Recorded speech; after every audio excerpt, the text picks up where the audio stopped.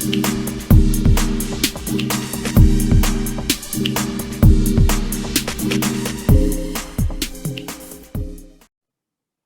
everybody, and welcome to episode 3.2. This episode is a continuation of our episode 3 series, and today I will introduce the concept of serial production. If you haven't seen episode 3.1, I will briefly recap it today, but for a more thorough understanding of what we're doing today, please check out episode 3.1 by clicking on the link in the video. And before we get started, please don't forget to hit the subscribe button below. Before I jump into the problem, let's briefly define serial production. Serial production is a type of production process involving multiple steps or processes that take place in series. In this multi-step setup, one or more processes are dependent on a prior step happening first. When discussing the various steps in a serial production process, the terms upstream and downstream are often used to describe something happening before or after a specific step in question. The simple depiction to the right illustrates this concept. Any production process will start off with some inputs or raw materials, which will typically undergo an initial processing step. This produces some intermediate components or materials that subsequently undergo further processing before producing a finished product. Almost everything we consume in today's world involves some form of serial production. For today's problem, we will introduce the concept of serial production by modifying the problem that we solved in episode 3.1. But before doing that, I will quickly recap what we did in episode 3.1 as a refresher. In episode 3.1, we solved the problem involving RMC Incorporated, a small production firm that makes a variety of chemical products. In that problem, we focused on the manufacturing of two products, a solvent base and a fuel additive. Solvent base and fuel additive are made by combining materials 1, 2, and 3 in different proportions and mixing them at elevated temperatures in mixers 1 and 2. This problem introduced the concept of production resourcing by looking at how the optimal production of solvent base and fuel additive is affected by the limited operating capacities of mixers 1 and 2. We transformed this problem into a mathematical model consisting of 4 decision variables representing the amount of product made on each mixer and 3 sets of constraints. One set of constraints for the material balances on materials 1, 2, and 3, one set of constraints for the production time limits on mixers 1 and 2, and one set of constraints for lower bound limits on each of the decision variables, forcing them to be positive or 0. In today's problem, we're going to modify this mathematical model and problem statement to introduce an upstream process for one of the materials used in the production of solvent base and fuel additive products. We're going to start today's problem by reading the modified problem description. RMC Incorporated is a small firm that produces a variety of chemical products. In their production process, 3 materials are mixed together and heated to 300 degrees Fahrenheit to produce 2 products, a fuel additive and a solvent base. Each ton of fuel additive is a mixture of 0.4 tons of material 1 and 0.6 tons of material 3. And a ton of solvent base is a mixture of 0.5 tons of material 1, 0.2 tons of material 2, and 0.3 tons of material 3. After deducting relevant costs, the profit contribution is $40 for every ton of fuel additive produced and $38 for every ton of solvent base produced. RMC has 2 mixing units available for production of fuel additive and solvent base. These mixers operate 6 hours a shift, 2 shifts a day, Monday through Friday. Both units can mix solvent base or fuel additive, and the newer mixer 1 rate is faster than that of the older mixer 2 unit.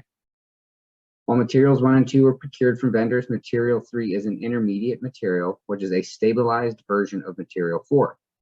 RMC has 1 flashing unit available to produce material 3 from material 4. The flashing unit operates by heating material 4 and then flashing it under pressure to remove volatile compounds and stabilize the material. The volatile compounds are a byproduct, and RMC pays a small fee for a local power generation facility to incinerate this gas in accordance with local environmental regulations. The flashing unit operates 6 hours a shift, 2 shifts a day, Monday through Friday. The planning department is working to determine the production plan for the coming week, provided the current pricing, current availability of raw materials, and existing equipment capacities. The problem statement is depicted below.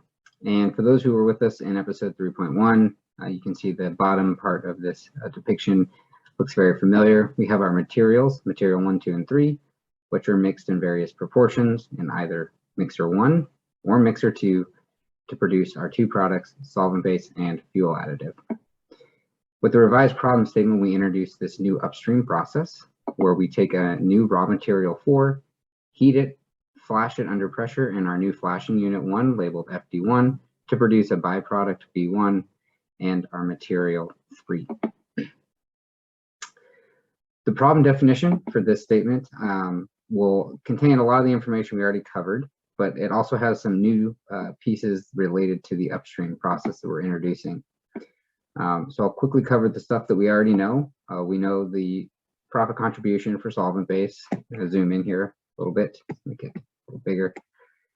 We know already that the solvent base generates a profit of $38 per ton and fuel additive generates a profit of $40 per ton. We know that the material consumption for solvent base is 0.5 tons of material 1, 0.2 tons of material 2, and 0.3 tons of material 3. And for a ton of fuel additive, we consume 0.4 tons of material 1 and 0.6 tons of material 3. We're still only considering a single period in terms of maximizing profit. Our raw materials available are going to be 30 tons of material 1 and 5 tons of material 2. And for material 3, we're going to have two new pieces of information. The first is the rate at which we're able to produce the material 3 via the new upstream process, and that's going to be 0.2 tons per hour.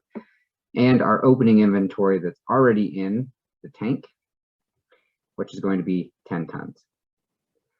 We also add some details around the byproduct and the yield of material 3 from heating and flashing material 4. So we know that when we heat and flash material 4, we lose about 0.1% by weight. So that means that 0.001 tons of B1 or byproduct 1 are produced for every ton of material 4 processed, leaving a final yield for material 3 of 0.999 tons. Our mixer 1 production rate for solvent base and fuel additive is 0.65 tons an hour and 0.5 tons an hour respectively. For mixer 2, the production rates for solvent base and fuel additive are 0.6 tons an hour and 0.45 tons an hour respectively. The total production time for all of our equipment, which is mixer 1, 2, and the new flashing unit 1, is 60 hours each. We know that we can't procure any additional material, and we know that we cannot schedule any additional operating time for any of our processes. Our opportunity statement is unchanged from 3.1. We're still looking to maximize profit by determining the optimal product, how much product to make each for solvent base and fuel additive, and to do that within our existing equipment capacity and within our existing raw material availability. And that brings us now to our mathematical model development. We're going to start over here on the left. So again, lots of this will be similar from the last episode, but we're going to let F and S continue to represent our fuel additive and solvent-based products. All of our raw materials are going to be represented by M1, 2, 3, and 4 for materials 1, 2, 3, and 4. B1 will represent our byproduct 1 from the new flashing unit. RX1 and RX2 will still represent our mixers 1 and 2, and FD1 will represent our new flashing unit 1. Our set I of products is going to now include M3 in addition to S and F, and our set J of materials is now going to include the new raw material 4 in addition to the existing materials 1, 2, and 3. We have a new set Z, which is going to represent all of our byproducts, which at current is only 1, and that's B1. And set K is going to continue to represent our equipment, which includes still the mixer 1 and mixer 2, and now the new flashing unit 1, FD1. The variable P sub I will continue to represent the profit of product I. Our new variable C sub Z will represent the cost of byproduct Z.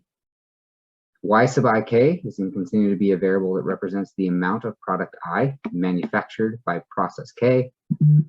W sub Z is going to represent the amount of byproduct Z produced in total throughout the entire process or collection of processes.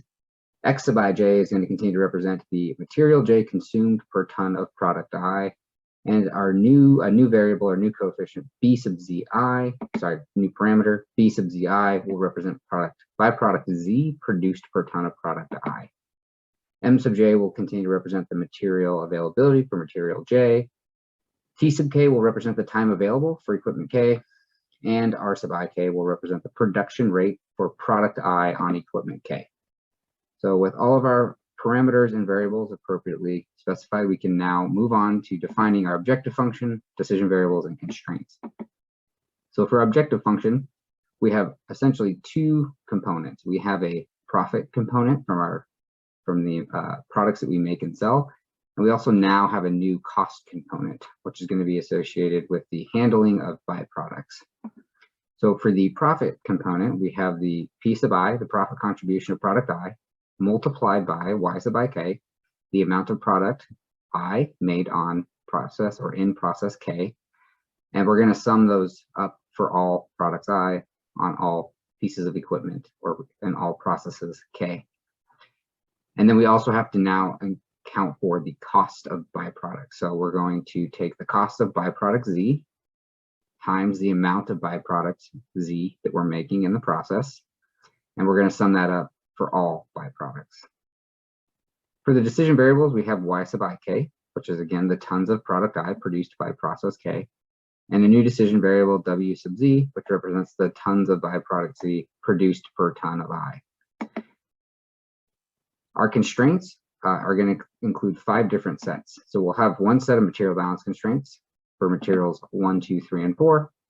We will have one set of byproduct constraints to define all of our byproducts associated with our manufacturing processes. We'll have a set of production time constraints for all of our equipment and processes, and then 2 lower bound constraints on the product and byproduct. So to start with the material balance constraints, this will look similar to episode 3.1. We are going to calculate the left-hand side, which is going to represent the total amount of material consumed.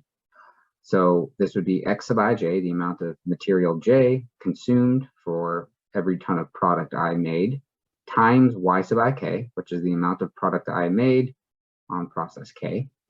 And we sum all that up over all products and all machines, and that gives us the total amount of product J consumed. On the right-hand side is the material availability. So we know that whatever we consume has to be less than or equal to the total amount of material available. So for for materials 1, 2, and 4, we only have to worry about M sub J because there is no upstream process that can make that material. So in those cases, we're just concerned with M sub J, which is the opening on-hand inventory for materials 1, 2, and 4. For material 3, we do have to consider an additional term, and that term is here, which is Y sub jk, and that represents the amount of material J that is produced by process K. And we have to consider that for material 3 only in this case. But we generalize it, we write it generally, because if we introduce additional processes, other than just FD1, we would have to sum all of Y sub jk over all the processes that produce that material J. So again, for materials 1, 2, and 4, we're going to have the left-hand side, which will represent the total amount of those materials consumed, less than or equal to M sub J, the amount of that material available. But for material 3, we have this additional term Y sub jk, representing the amount of that material J made on one of the upstream processes K, and we sum that up for all processes K where we make that material. So again, we make a material balance constraint for all materials 1, 2, 3, and 4. For the byproducts, this is not really a typical constraint that we've talked about in the past, a greater than or equal to, less than or equal to type constraint. But it's more of a constraint to define how we come up with W sub Z, the amount of byproduct we're going to make. We know that when we make a product, sometimes there's a byproduct associated with that. So in order to determine how much byproduct we make, we take B sub Zi, which is the amount of byproduct Z produced per product I, multiplied by Y sub ik, the amount of product I made on machine K. And that summed up over all machines and all products gives us a total amount of byproduct Z. And then that is, again, how we define W sub Z. Now, when we make solvent base or fuel additive, there is no associated byproduct, so these terms are 0. But when we make material 3, we know we have one byproduct associated with that. So there will be a term here to represent byproduct B1. And if we had additional byproducts we were making, we would repeat this constraint for all of those byproducts. For the production time constraint, we have y sub ik, the amount of material I or product I made on process K or in process K, divided by the rate at which we can make product I in process K. And when you divide the amount we're making by the rate that we can make it at, you get time. And we sum that up for all products. And that has to be less than or equal to the total time available to operate that process K. And we would do that again for all K. And for the production lower bound and for the byproduct lower bound, we're saying y sub ik and w sub z all have to be greater than or equal to 0. So we can't have any negative values for these decision variables. And that is our mathematical model. So now we're ready to move on and construct this in Python using pulp. So I'm going to move through the code a little bit quicker than the past episodes. Again, a lot of this is going to be very familiar to what we've shown in the past. I will note the differences here where appropriate. But the first step always is to bring in our libraries. And I usually do also bring in NumPy, but we really haven't used it yet, given the simple problems we've been solving. So I'm just going to bring in pandas as PD for our managing all of our data, and then of course pulp so that we can construct this mathematical model. So I'll bring those in, and as soon as I bring those in, the first thing that I want to do is read in all of my data from my data source, which in this case is Excel. And I'm going to just jump over to Excel real quick so I can cover some of the changes there. So if you were with us for episode 3.1, we still have our products, materials, recipe, unit rate, and unit capacity tables. But for this problem, we now have a new table, byproducts, which I'll cover here in just a second. For the products table, we have all of our products listed here in column A and the price of or profit contribution of those products.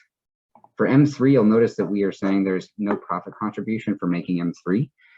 And we're doing that just to keep it simple for this problem. But essentially, this can be read as the fact that we don't put a value on M3 because the value of M3 is actually embedded in the price that we show S and F at.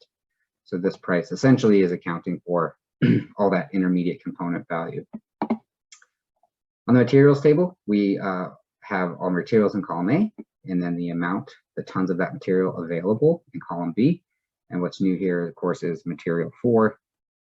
So we have 50 tons of material 4 available for this problem, 30 tons available for material 1, 5 for material 2, and 10 for material 3. For recipe table, we have our products listed here in column A, the materials associated with producing that product in column B, and of course the consumption coefficients, the amount of material in column B consumed per ton of product made in column A.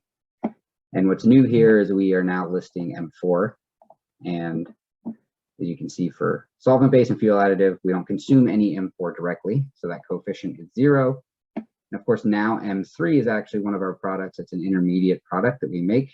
And so we have coefficients listed here. We don't consume M1, M2, or M3 itself directly in the production of M3, so these coefficients are all 0. But we do consume M4, and as we learned in the problem statement, we get about a 99.9% yield off of M4 for M3. And we have this byproduct also here in the recipe table. And you'll notice that the convention I'm using is a positive coefficient represents the consumption of a material in the process of making that product. And the negative coefficient would then represent a byproduct. So we will produce 0.001 tons of B1. So moving on to the byproducts table, this is a new table, and we have in column A our byproduct and in column B our cost. So this is essentially the same as the products table, the exception being that we actually just include the cost in column B, which the convention being negative, so it's a penalty, not an incentive in our optimization or our objective function. Now, I could include this really in the products table, B1, and then put a negative price here, but just for the sake of the problem, I kind of explicitly separated it out into a table. Our unit rate tables contain the units in column A, the products that can be made on that unit in column B, and then the rate at which we can make the column B product on the equipment A or process A, or sorry, process in column A. So for RX1, we can make solvent base and fuel additive, so on. So the same thing for RX2, solvent base or fuel additive. And then for FD1, we can make M3 at a rate of 0.2 tons per hour. This FD2, which we haven't talked about yet, will come here at the end of the video, but this is essentially a placeholder right now. So this is, again, the unit rate table. For the unit capacity table, we have the units RX1, RX2, FD1, and FD2, and then the time available to operate. And because we only actually have talked about FD1 in the problem statement, and FD2 is just a hypothetical consideration at this point, I'm going to zero this out. You can see I have a note here, strategic study consideration, but FD2 is not actually available to us now, so we are going to put 0 operating time available for this potentially future flashing unit. So that is the data. Jumping back to the problem, we are going to read this data in with the pd.readExcel, provide the name of the file, and of course the sheet or tab that we want to read the data from, and that will give us these 6 data frames: DF products, DF byproducts, DF materials, DF recipe, DF unit rate, and DF unit capacity. So read those in, and then as I always do, I like to check the data frames that are brought in correctly. Sometimes if you're making changes to your data source and you forget to save it and you read it in, you'll catch that you actually have inconsistent data with what you were expecting. But we read these data frames in and they look good. And we get down here to the DF recipe table, and I'm actually going to do my first bit of data wrangling or data transformation in this on this channel. And what we're doing here is we're actually going to make 2 separate tables. We're going to make a table for byproducts, and we're going to make a table for materials consumed. So in that recipe table, I had a convention where if we were making a byproduct associated with the production of a product in column A, we had a negative coefficient. And so I make a table called DF yield, for lack of a better idea of what to name it. But in this, I'm assigning to this DF yield table all of the rows in the recipe table where we have a negative coefficient. And this then would represent all of the byproducts that we make. So DF yield is going to represent the byproducts associated with any production in this process. So again, we only have 1 for this problem. So for production of M3, we make byproduct B1. And then for DF recipe, I'm going to just retain only the rows where we have positive or 0 coefficients. So again, I do DF recipe, and then I filter that by the consumption column and ask only for rows where the coefficient is greater than or equal to 0. DF unit rates, it looks like it came in correctly. And same thing for DF unit capacity. I get NAND here because those node columns were empty. And now I'm ready to go ahead and make my dictionary. So if you recall from previous videos, I like to put a lot of the data into dictionaries in a manner that is somewhat or as close as possible resembles the mathematical model that we've written.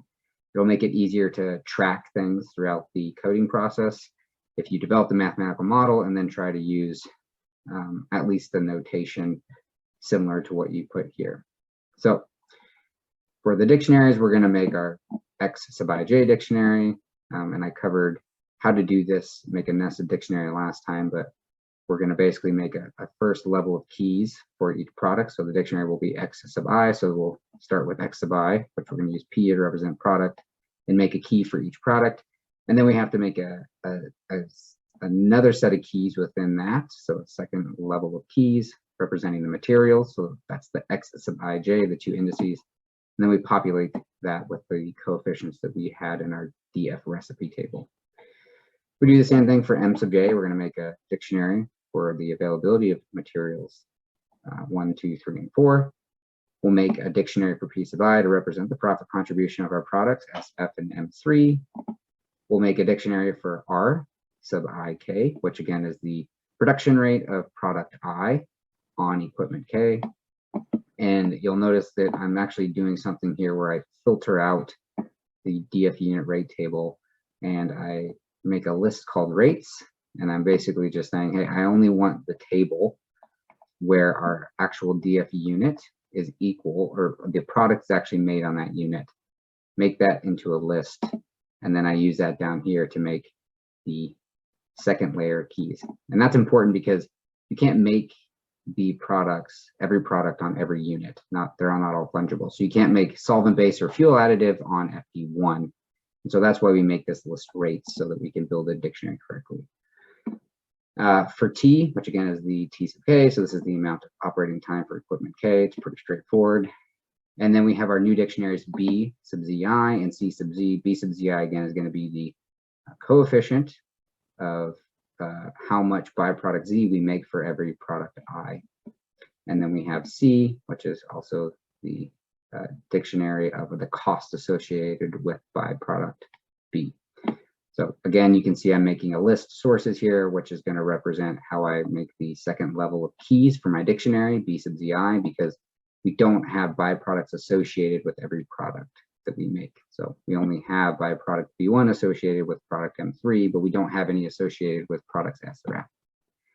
And then, like always, I'm going to just check the dictionaries were made correctly. So here's my dictionary X sub IJ. I've got SF and M3. That's my set I. That looks correct. And then the coefficients for M1, 2, 3, and 4 all look correct.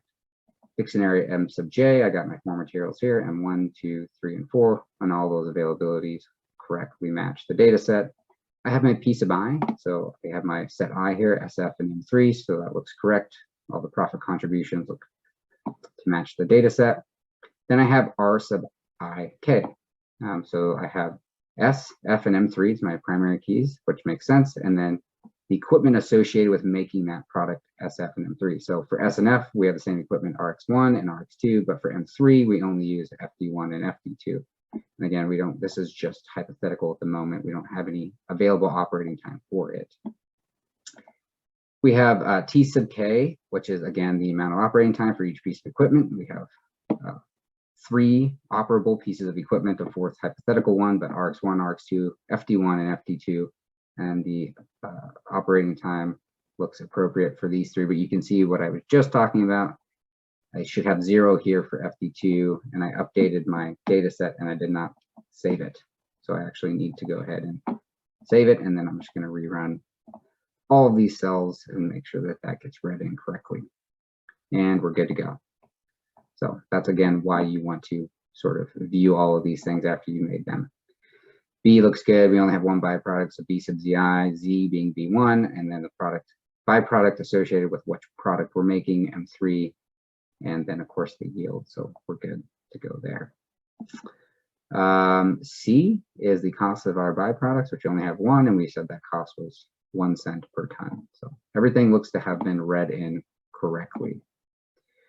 Now we're ready to go ahead and build and solve the model. So again, should hopefully start getting committed to memory, but step 1 is to create our model object. So we do that by creating an object. We're going to name it model, and then we use the pulp.lp problem, and we name our problem, and we tell it what type of problem it is. It's a maximization problem. And again, if you're trying to find information for these different methods or functions, you can just hit Shift Tab inside of opening parentheses, and you'll get a bunch of useful information. Here we have 2 parameters, name and sense.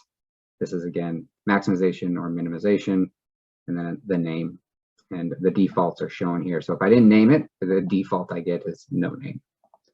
Step 2 is to create decision variables. So I have 2 sets of decision variables, y sub ik and y sub z. For y sub ik, I have 2 indices. So I'm actually going to make a product index. And the way I make that is I go through each row in my df unit rate.index table, and I make a set of pairs of the product in the unit. And so if you were to look at this really quickly, I'll show you what this looks like. The result is these, oh, I already did that twice. The result down here is SF, SF, and then it's paired with each piece of equipment it's made on, and same thing for M3. So I use the pulp.lp variable.dicts, D-I-C-T-S, to make a dictionary of my decision variables with my prefix y. And then that's I sub j, right? This S sub RX1, I make that by saying I want to include the product and equipment for each product and equipment in this index. I set the lower bound to 0, like we talked about in our mathematical model, and these are continuous variables. I do the same thing for my W sub Z decision variable, except I only use the byproducts list since it's a single index. Lower bound also 0, 0, and continuous variables. And then I just, again, always check that these were filled correctly. So my Y sub I J, my Y sub I K decision variables look correct. So I have all the appropriate pairings of product and equipment and the correctly constructed decision variable. I also need to check W, and that looks correct. We have byproduct B1 associated with the decision variable W sub B1. So everything looking good there. So step 3 is to build our objective function. We talked about the 2 components. So I'm going to make an objective function here, assign an initial value of 0 to it, and then I'm going to add that these terms to it with the plus equals. And I use the pulp.lp sum so that I can sum up all the terms I'm going to create inside these parentheses. And I'm going to make the profit contribution term, so Y sub IK, which here is represented by Y sub PK. These are all the decision variables multiplied by the profit contribution of that product. That's F and M3. And I'm going to do that for all P comma K, all of my products and pieces of equipment K in the product index. And then I'm going to sum all of those up. And now we're going to do the same thing for our second component of the objective function, which is to sum up the amount of byproduct sub Z we're going to make, or WB here, times the cost of that component, or sorry, the cost of that byproduct C sub Z, and we'll sum that up for all the byproducts. And then we're going to add the objective function to the model, so model plus equals objective function. And for the third part of our model construction, we need to add our constraints. So in step 4, we're going to add the 3 sets of constraints for materials, production time, and byproducts. For the materials, for each M in materials, we're going to build constraints. So for M1, M2, M3, and M4, we're going to build a constraint.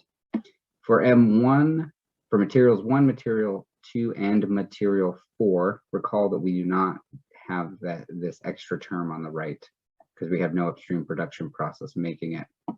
So we're only going to be concerned with this left-hand side term, which is the amount of that material consumed. And then the right-hand side term will only be this M sub J term, which was the amount of material on hand. So on the left-hand side, we have our X sub IJ, which is XPM here, again, the dictionary we made earlier, times the decision variable Y sub PK, just again, our Y sub IK from the model. And we're going to take this product, and for each P and K in product index, we're going to calculate that and add it up. And we do the sigma notation with this sum. And that has to be less than or equal to M sub J, which is given again in our dictionary here. M, small m gives us the material availability from our dictionary, M sub J. And that is how we build these constraints. Now, for the material 3, where we actually do have an upstream process, we have to add that term, that sigma sub K for Y sub JK, which again represents the amount of that material also being made. So we're going to take Y sub MK for the material being made on equipment K, so that decision variable for K in rm.keys. So what we're doing here is we're saying, I want to know in my R sub IK dictionary for R sub M, which is going to be the material, how many different pieces of equipment do I make that material on? So right now we only make material 3 on FD1. So this Y sub MK is just going to be a single term. If we aren't making Y sub MK on an upstream process, it won't show up in any of these keys. And so I have included this if M in our keys. We're going to perform this summation, or we're going to make it 0. So again, the first thing that's happening inside these parentheses is I'm saying if the material that I'm making this constraint for does not exist in the primary level keys in our dictionary R sub IK, then essentially that means there is no upstream process for making this material. So I don't need to look at this term, and I can just add 0, which means I'm only worried about M sub J. But if there is a process that I make this material on, in some upstream process I make the material on, like material 3 in FD1, then I do need to look at the amount I'm making, Y sub MK, on all upstream processes K. So that is my material balance constraint. And of course, I come over here and I name it comma material balance plus underscore and then string M for the material. For the production time constraints, I want to know for each K in units, so for each process or piece of equipment, I want to make sure that my time is within the 60 hours that I've allotted for this period. The first thing I'm going to do is I'm going to make this unit underscore PRD list. And what this list is it's basically a subset of the DF unit rate table. So I look at the DF unit rate product column, and then I filter that column only where the unit equals the current unit in consideration. So if this was RX1, I'd only look at the DF unit rate product column, and I'd only take the rows that actually have are associated with the RX1 unit. So what does that look like? Let's go back to that table. So if I am looking at, let's say RX1 or RX2, then I'm going to return a table that only contains the products that I make on that unit. So I would get a list S and F. The same list would exist for RX2, S and F, but for FD1, my list will only be M3. So this list right here that I'm making on my constraints, unit underscore PRD, is a list of products made on equipment K. And then I'm going to make a constraint for that piece of equipment, which is going to be the amount of product Y sub I K made on K divided by the rate that I make that product on that piece of equipment or that process K. Gives me hours. And then I'm going to sum that up for all of my products, right? So for every product I can make on that piece of equipment, I have to add up all those hours and make sure that it is less than or equal to the total time available for that process or piece of equipment, T sub K. And then I repeat that for each piece of equipment or each process, RX1, RX2, and FD1. And then similarly, I name this constraint, comma, production time plus underscore string K for the piece of equipment or process. And then I'm going to do something very similar for my byproduct constraints that we talked about. So again, for the byproduct constraints, I'm just going to talk through the constraint and then I'll come back to this, somewhat complicated piece of code here.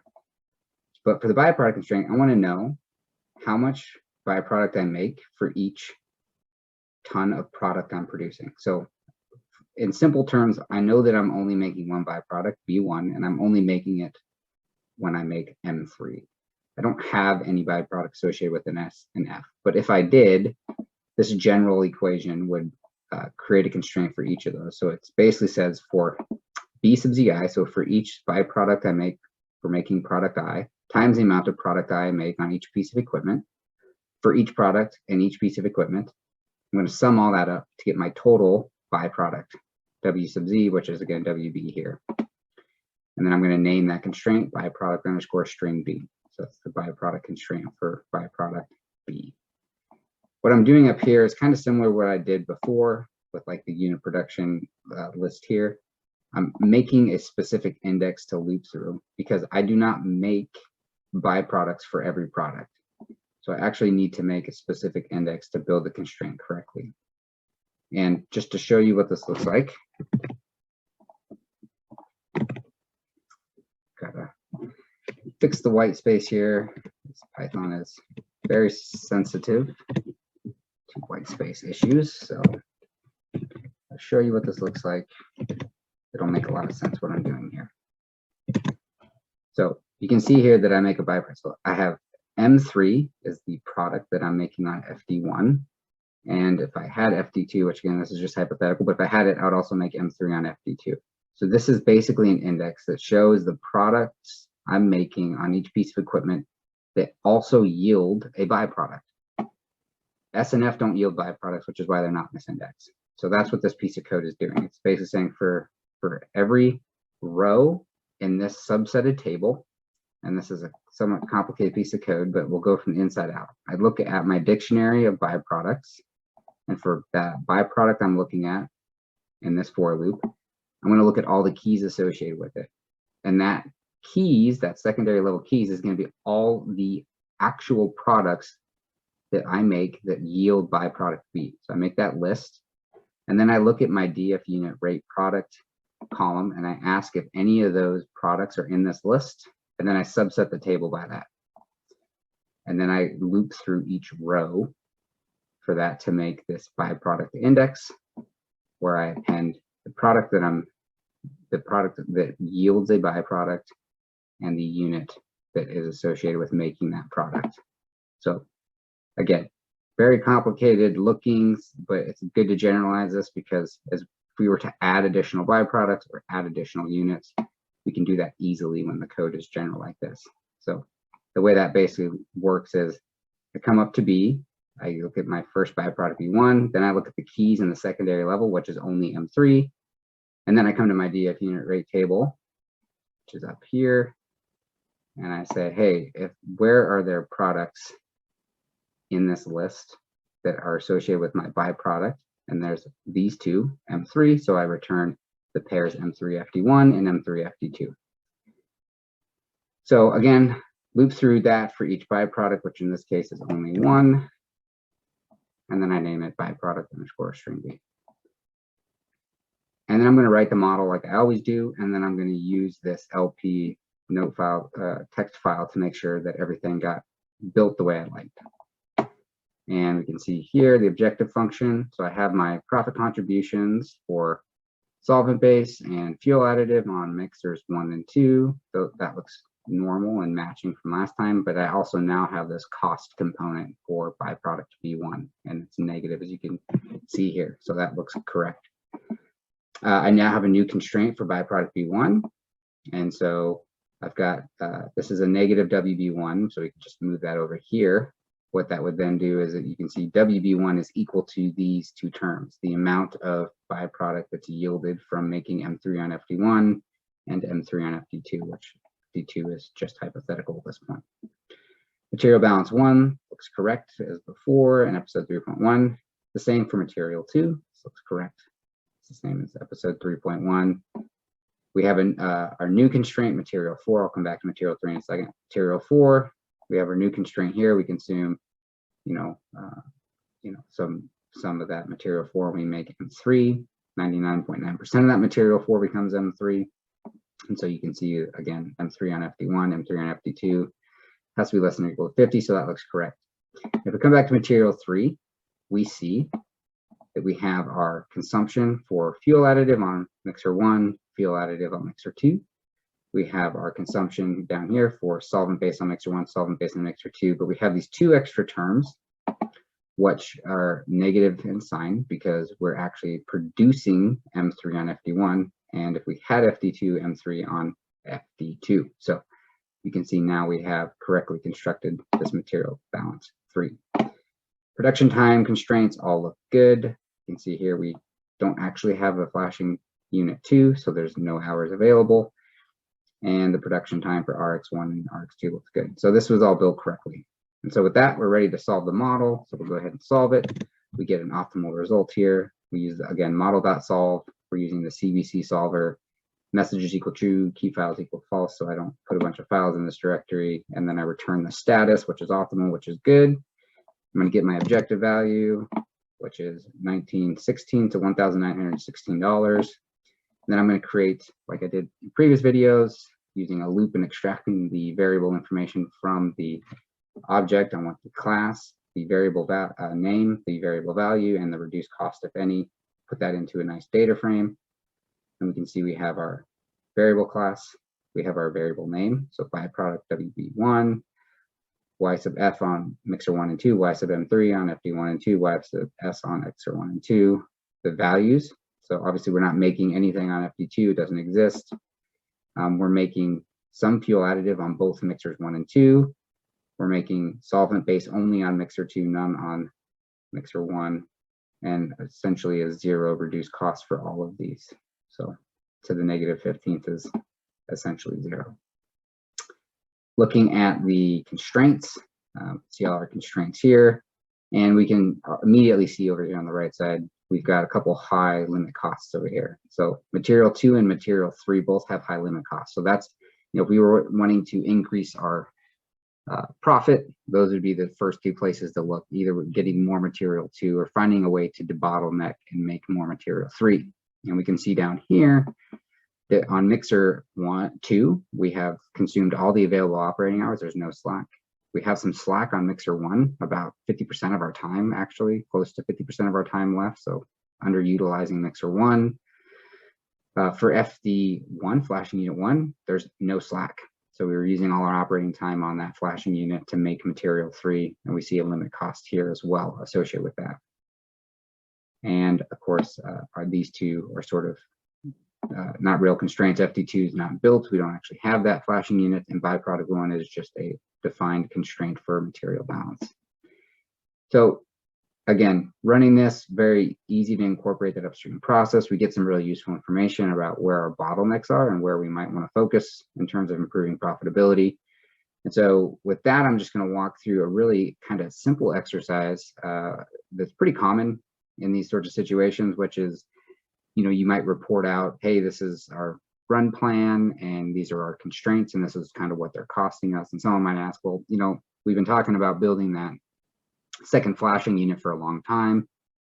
Our commercial or sales organization says that, demand and pricing look like they're pretty stable and they're going to be around for a long time. So we should consider a investment in the plant to maybe debottleneck and produce more material 3, because we think there's a lot of material 2 out there that we can go procure from a vendor, but we can't really procure material 3. We're going to have to make it for material 4, and our current flashing unit is a bottleneck. So the question is, should we go and invest in building a second flashing unit? So we're going to go add this flashing unit to our data, which you kind of previewed earlier, and then rerun this and get a new objective value. If we go back to our data, you can see here it was really easy to add a second flashing unit. We just essentially added another row, put the appropriate information in. So we're going to build a new flashing unit, FD2, to make M3. We're going to have it operate at the same rate as the first flash drum. We're going to change the available time. So this is now going to be a strategic study consideration. We're just going to look hypothetically at what happens if we were to include a second flashing unit. We're going to save it. And then I'm going to come back, I'm going to rerun this. So first thing I want to go check is the result. So I got an optimal solve, so that's good. No issues with the new one. I got an improved objective function, so $2,480 versus the $1,916 we saw earlier. We can see, obviously, we're making more fuel additive than we were before. So it's using that additional capacity to make more fuel additive. Still not making any solvent base on mixer 1. We do have a bit of a reduced cost this time though. So, if we were to say improve our pricing for solvent base to be probably on parity with fuel additive, we might start to see some utilization of mixer 1 for making solvent base. But on the constraint side, we now see a total shift here in terms of limit cost. So we no longer have a limit cost associated with material 3. So we added this additional flashing unit. And what you can see here is that we've completely used up all of the flashing unit 2 capacity, all 60 hours. And then we used an additional 42 hours and some change on the flashing unit 1, and it has about 18 hours of slack. So we are producing enough material 3 now that it's no longer a constraint, and the only constraint now on the material side is this material 2. And debottlenecking by adding this additional flashing unit, FD2, actually allowed us now to fully utilize both of our mixers, RX1 and 2. And we actually now have some limit costs on these, but somewhat reduced. So that is essentially how you can use these types of models to make kind of really quick assessments of whether or not something is going to be good for the company. And I'm going to just take a sidestep here from the programming and the pulp and the LP model stuff and actually do this cash flow analysis to show you what this might look like. So I'm going to pause here for a second. So as I mentioned, what we're going to do here is a simple cash flow analysis to answer the question that potentially leadership or management might ask, which is whether or not investing in a additional flashing unit FD2 would be a good decision for the company financially. And we're going to do a cash flow analysis for a capital investment. So for those who aren't familiar with that term, typically when you're making an investment in sort of new equipment or facilities, it can fall into either one of two categories, either an expense or or capital investment. So for typical expense dollars that a company would spend, they can be written off each year to reduce their revenue and taxable liability. But for capital investment, the treatment is different under the US accounting rules. So you're not able to write off any capital expenditures or capital investments in the same year that they're used. You actually are allowed to depreciate that investment on a schedule, and they're referred to as MACRs, or Modified Accelerated Cost Recovery Systems. So if I were to make a investment, let's say in this case, the flashing 2 unit is an $80,000 investment. If that were expense, I'd be able to take that $80,000 and use it as an expense for that first year, reducing my revenue and therefore tax liability. But because it's capital, I actually have to depreciate this $80,000 over a 10-year period, and I depreciate it on a specific schedule so that each year I have a different amount of depreciation being written off. So that is what capital depreciation is. And these are not actual expenses, as we'll talk about here in a little bit, but they allow you to, again, reduce some taxable liability in the future for the revenue that you will generate through that investment. So we're going to assume that our initial investment for this new flashing unit is at $80,000. So we put a negative $80,000 up here. Our depreciation is calculated based on a 10-year modified accelerated cost recovery system. Our income savings, we're going to calculate that by taking the difference in the objective values from our two solutions. We're going to assume that we realize that 49 weeks out of the year. Let's assume that our pricing and demand is fairly stable, but we'll deduct 3 weeks of profit due to unplanned events, shutdowns, holidays, etc. So for that first year, we'll have a net income or our savings or profit from that additional flashing unit of $27,603. And then we're just going to assume that we're going to realize some pricing escalation or profit increase about 3% over the next 9 years of this investment. That our pricing and demand will probably outpace our costs. So that's why you see this value multiplied by 3% year over year.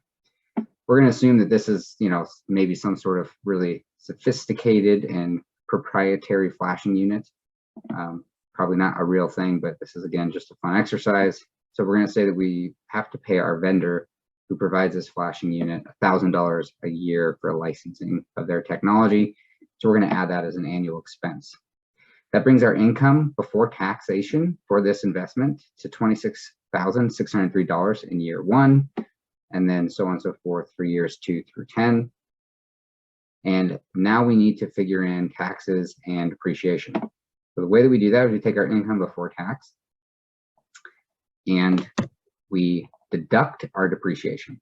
So we're in the accounting world, we're going to treat this as an expense. So we deduct that from our income, and that reduces our tax liability. So instead of being taxed on $26,603, we're taxed on $18,603.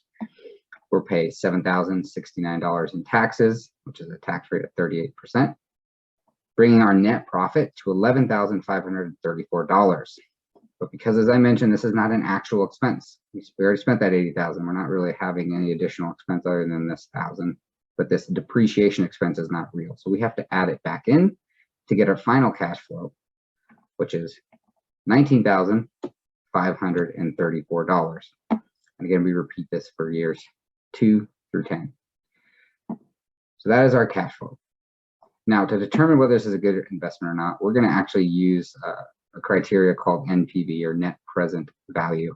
And that's essentially ask the question of what is the present value, or the value of this investment, considering all of your initial capital spend, depreciation, income savings, etc. What is the value of this investment in today's dollars? And to get that value in today's dollars, we actually need to have a benchmark rate, or what's called a discount rate. And you actually have to pick this. So this is typically set by a company. There's probably a company policy or some good practices or recommendations. But essentially the discount rate you want to place here is, what do you think you could get in terms of a return on this investment elsewhere? So if I was going to use this $80,000 and I was going to say put it in the stock market, I might use a discount rate of 10%. Okay, I think over a 10-year period, I could probably get 10% return on this money in the stock market. So I'm going to use that as a discount rate.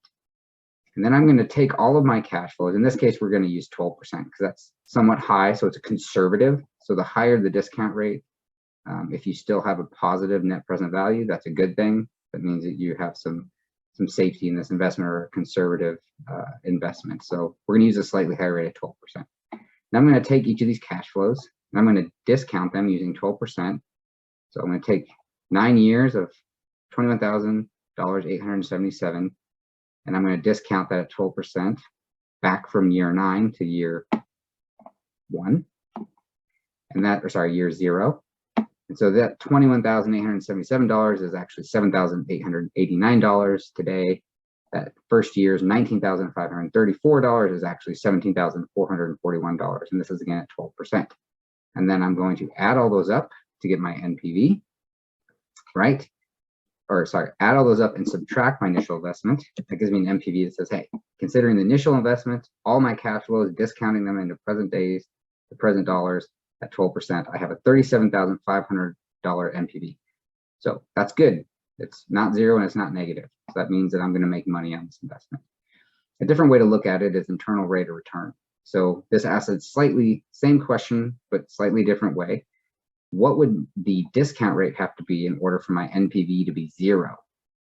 So this is basically reframing the question of, all right, if I took that $80,000, if I wasn't going to invest it in a new flash drum, what would the interest rate or the return or annual yield have to be on that alternative investment? And it would have to be 22.5% to compete with this investment in a flash drum. So it's pretty high. Rate of return, or return on investment, sorry, is 47%. And simple payback period is essentially how many years does it take with my cash flow to pay off that $80,000?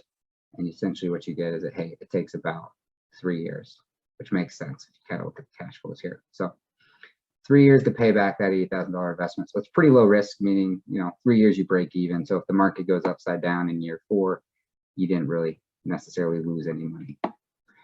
So if at the end of the day, management said, Jeff, what's your decision? I'd say, hey, let's spend the money. Let's build this flash drum. The economics look good. So that's it for today's episode. Appreciate, continuing to follow the channel, and we will see you for episode 3.3.